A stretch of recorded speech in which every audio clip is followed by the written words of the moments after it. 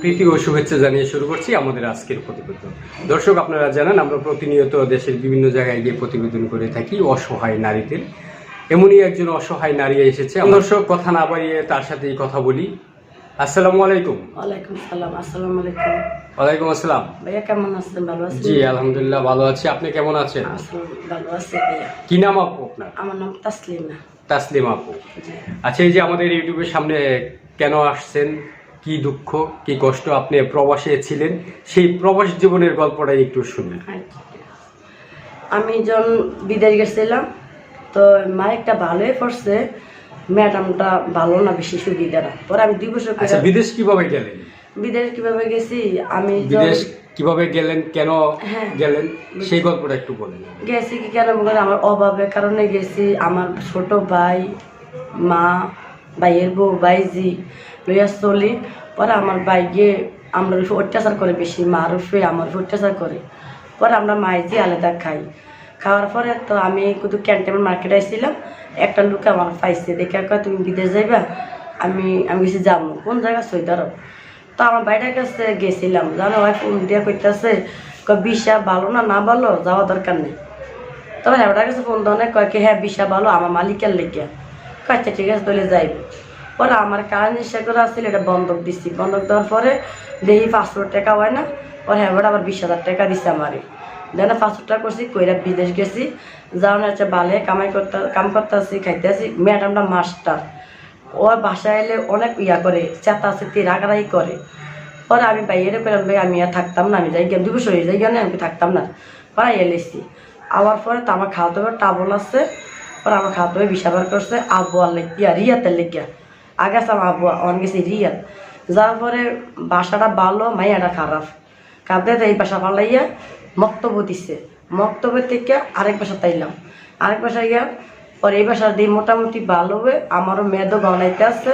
পরে আমি রইয়া গেলাম, রইয়া থেকে দেখি এবারে মতো তো 3 বছর কাটাইলাম। 3 বছর কাটাইয়া পরে বাড়িতে মায়ে কইলে একটু জায়গা রাখবো। আমি কাছে ঠিক আছে জায়গা রাখেন। পরে জায়গা রাখছে, মারে কইলাম যে মা কত উঠতে আসছে, তো ভাইয়ের কাছে ফাইতে আসি। একবার তো ভাত কামাই করে গেলাম, ভাইয়ের কাছে ভাত পাই না, ভাইয়ের লোকের উঠতে আসারি। তো মা জায়গা যে আমার নামে করেন, তো জায়গাটা লুবে আমার দুটো ভাত খাওয়াইব, আমনে মনে আমার কে চাইব? জি তোর লেগে রাখতাম। তো 400 জায়গা রেখে আমার শোনাইছে না, ভাইয়ের নামে 200, আমার নামে 200 দলি করছে। আমার শোনায় না, আরেক পাড়ার বেডিয়ে আমার খুবই কইয়ে দিছে তোর নামে 200, তোর ভাইয়ের নামে 200।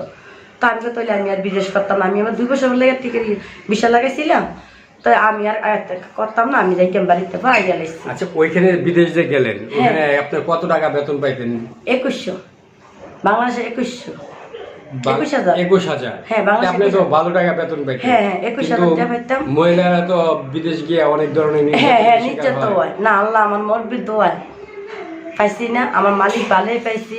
বাল না পাইলে কেমন মনোজ করাই তুমি আমারে বালেই পাইছি। আবার মালিক বেডির ভাই আবার এই আমরা ঢাকাইয়ার ফোন ম্যানেজার, বুঝছেন? বেশিরা বালেই পাইছি আমি।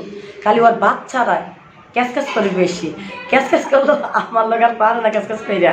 কেন বেটি বাই নেই জায়গার ভিতরে, বেটি বাইয়া না করে যদি মায়েরা কোনো অত্যাচার করে আমার রাখতো না বাংলাদেশ।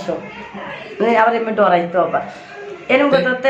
21,000 টাকা বেতন পেলেন প্রথম যে বাসায় গেলেন? না প্রথম যখন আবহাওয়া গেছি 2 বছর 800 টাকা বেতন। আচ্ছা, ওখানে 800 টাকা। হ্যাঁ এবার 2 বছর করে বাড়িতে এসেছি, আইয়া বাইফুতের অনুষ্ঠান করাইলাম। মনে করলাম আমার তো সেরা সন্তান নাই, যদি আমার মারা মরে দিকে আমি তাই কি বাহিরে মারা আমি দেখতাম না। তো এই বিনিময়ে বাইফুতের মুসলমানি করাইয়া আমি গরু জব করাইয়া অনুষ্ঠান করছি, করে খাওয়াই গেছি। খাওয়াই 1.5 মাস মাত্র আসছিলাম। 1.5 মাস পরে আমি আবার আবহাওয়া রিয়াদ গেছি কি আমি। আচ্ছা, আপনার কি সংসার নেই? না আমার সংসার নাই। কেন সংসার নাই? আমার বিয়া দিছিল কেরালা শহরে, ফুফাতো হয়ে গেছে। বিয়া 1.5 মাস পরে আমার নিয়ে আইসি। কেন আমার সুবিধা না দেখে 1.5 মাসের মাথায় আপনাকে নিয়ে আসছে? হ্যাঁ আমার মা ভাই নিয়ে আসছে আমার। বিয়েটা কি আপনি নিজে করেছিলেন? না বাড়ি দিছে। তো পারিবারিক ভাবে বিয়ে হওয়ার পরে বাড়ি মানে কি হ্যার মামা আবার আমার কাছে ভাড়া থাকে। তো আমি আবার চিনি আমি না, আমি থাকি ঢাকা এসেন্সিয়াল গামছাই করি। বাড়িতে গেছিলাম, বাড়িতে যাও নে তো আমার বাইরের বলে জিঙ্গা এটা ক্যাডারে সে মাঘ মাই শীত না। আর রোদ বই এটা ক্যাডা আমার বড় বই।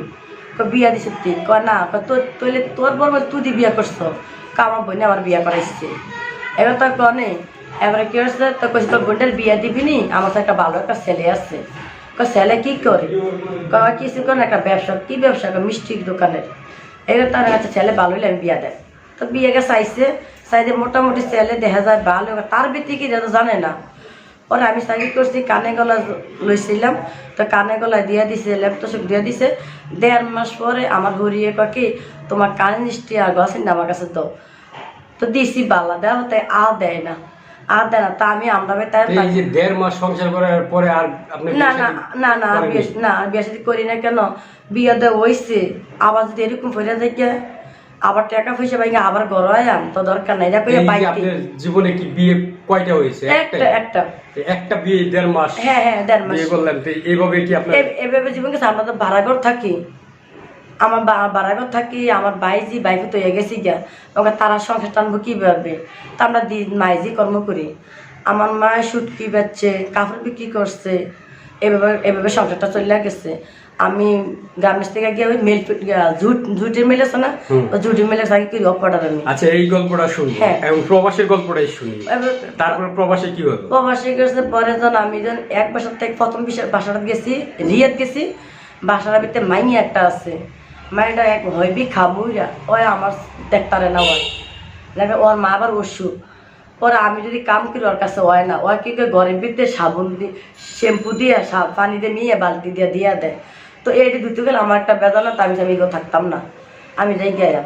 তো কইছে লতর মক্তব্য দিয়ে বেড়ি বেড়ে কইছে মাইয়া দাম মাইলে থাকতো না, তো মাইলে রাখতে পারতাম না, মানে মক্তব্য দিয়ে তো মক্তব্য কিরম দিতেছি নি না। তো ভাই ফোন দিছি আমাকে, আমি আমার বাংলা সাহিত্য আসছি হ্যাঁ না মক্তব, আর আমি তো চিল্লা বিল্লা আমার পরে আমার খাওয়া সম্বন্ধী আছে জানো। হেবড়ার কাছে আমার নাম্বারটা দিয়েছি, দিয়ে কথা না তোমার কখনো তুমি, আমি কি মক্তব বলে কাছে ঠিক আছে অসুবিধা নাই, এটা ভালো, এটা মক্তবটা ভালো। ও ঢাকা নারায়ণগঞ্জের একটা মহিলা, এটা ভিতরে তাহে নাম হয়েছে রাশিদা। হ্যাঁ লোকের কথাবার্তা কইলাম, করে চিন্তা নাই, আমরা আছি, ভালোবাসা তোমার চাইয়া দেন। পরে 1 বাসা দিছে চাইতে নিংরা, এত গন্ধ, পাগল ছেলেটি পাগল জানি। তাই আমি সেই বাসা থাকতাম না, আমি তা আল্লাহর কাছে কাঁদতাম, নামাজ আল্লাহ আমার এই বাসাতে উদ্ধার করো। তো পোলাপানি বাড়িয়ে বলে গেছে গেট পাড়িয়া, সে বেড়া আবার দেখতে আর গাইতাছি না শান্তা। আমি ঠিক আছে মাফি। কেন বাবা? বেবি বাইরা। আমি আচ্ছা আল্লাহ আমার লাগে উদ্ধার করছে। পরে আইসি মক্তব আনে রাত্রে দিয়ে এই মহিলা এই তারা গেছে জামাই বউ গেছে। আমি একটা বাঙালি একটা মাইয়া চাই, আচ্ছা আমার একটা বাঙালি মাইয়া আছে, ব্যবহার সুন্দর, 2 বছর করে গেছে আবহাওয়া, ওর মেয়েরা নিতে পারেন। বেতন 1000, লেহে আছে 1000। এটা তারপর আনছে এই বাসা তাই না, বালা চলতে আছি, ফিরতে আছি, খাইতে আসছি। একদিন এমন কাজা লাগছে আমার লোকে গাওয়া লইয়া লাগার পর আমি মক্তব্য বিচার দিচ্ছি। মক্তব্যের নিয়ে কয় মাইয়া আমার কাছে দিয়া যান, মাইয়া দিয়ে যান, আপনার কাছে দেওয়া হইতো না মাইয়াটা, কারণ আপনার সুবিধা না, আমি দেখা যায় বালা মানু, আপনার সুবিধা না। কয় না আমার বেবির আর করতো না কাজা। এবার তারপরে আচ্ছা রইলাম, থেকে উঠবে 2 বছর ইয়ার সামনে চাই দিয়ে আমার আর বেতন 3 মাস হয়েছে আসলে বেতন দেয় না। কি রে বেতন দেয় না। পরে বাইতে আমি ফোন করলাম, ফোন করে আমাকে দ্বারা বেতন দেয় না। পরে বেড়ি বাইক কাছে ফোন দিচ্ছে, জানি বেড়ি বাইক কইছে বেতন দিয়া দাও, কেয়ারে বেতন আটকাইবে। যে জায়গায় যে জায়গায় মাইয়ার বাড়ি, এই জায়গায় মন্ত্রী আমার লগে, এটা তারার মন্ত্রী, তারা বাড়ি গেছে মন্ত্রী, যদি বিচার দেয় আমি চাকরি থাকতো না। এগার তার কনে কি হচ্ছে, পরে দিছে বেতনটা দিছে, দেওয়া হতে গেছে আর স্যালারি ইয়া দিতে মাসে স্যালারি দিব। আচ্ছা, আমরা তো যতটুকু জানি প্রবাসে অনেক ধরনের নির্যাতনের শিকার হয়, শারীরিক মানসিক সব দিক। আপনি এরকম কোনো নির্যাতনের শিকার? আমার কোনো নির্যাতন, আমি স্বাধীন মতো চলছি বাসাতে। আমি কত বছর? 5 বছর।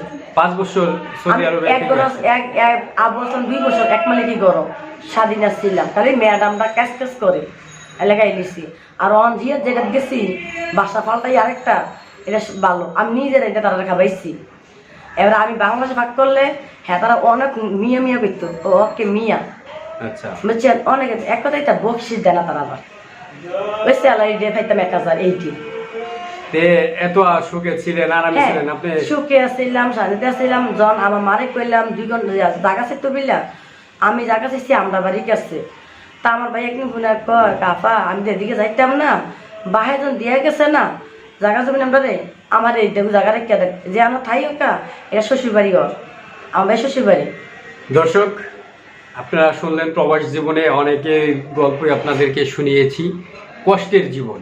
আসলে এই বোনটি প্রবাসে গিয়ে সৌদি আরবে গিয়ে অনেক সুখেই কাটিয়ে আসছে 5টি বছর। দর্শক, তার দ্বিতীয় পর্বে তার জীবনের বাকি গল্পটা তুলে ধরবো, আপনারা সাথেই থাকুন। না আল্লাহ শান্তি